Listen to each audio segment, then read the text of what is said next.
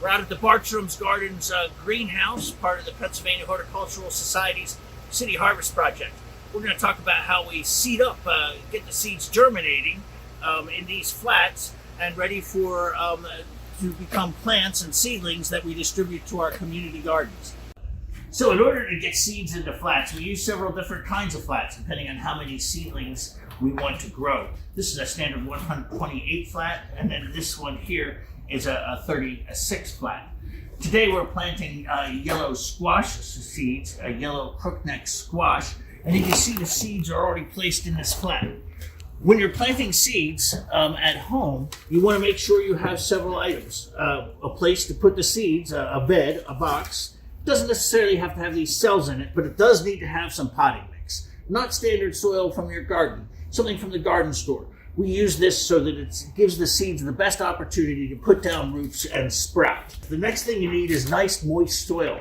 You want to get the soil a little wet before you use it if you don't have a system like we do here that waters the flats, or you can mist it as you go along and the seeds are developing to keep the soil moist. I can use a sprayer on here and keep the soil nice and moist, and that'll help the seed sprouts. This whole process takes place very quickly, so you have to keep these flats in a place where you can look at them and keep an eye on them to make sure that that moist condition is maintained without the soil becoming so wet that it's actually leaking out the bottom of the flat itself. So you see we have these screens and we have plenty of drainage, and that's why it's an advantage to use the potting mix.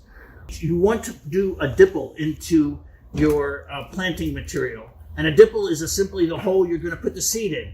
This is very important. The biggest mistake that home gardeners make is they plant their seeds too deep and in too dense a soil. So I'm using potting mix here again, and then using my fingers and just putting it in about 1/4 inch to create this dipple where I'm going to place the seeds.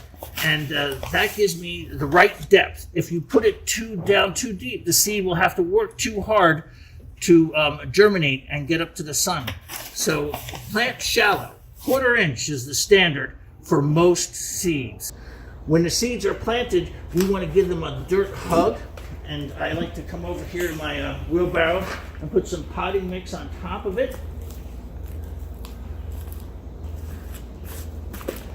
Give them a little pat down so that they have full soil contact. And then these seed flats are ready to go underwater. If you were using real moist soil, you might not have to water right away, but you want to look at these flats several times a day to make sure that if they're in a sunny location that they're not drying out and the seeds will be germinating. Wait 7 to 10 days and you're ready to move these out to your garden, or you're ready to see some sprouts and some germination take place, and then another 2 or 3 weeks from that point you're ready to move these out to your garden.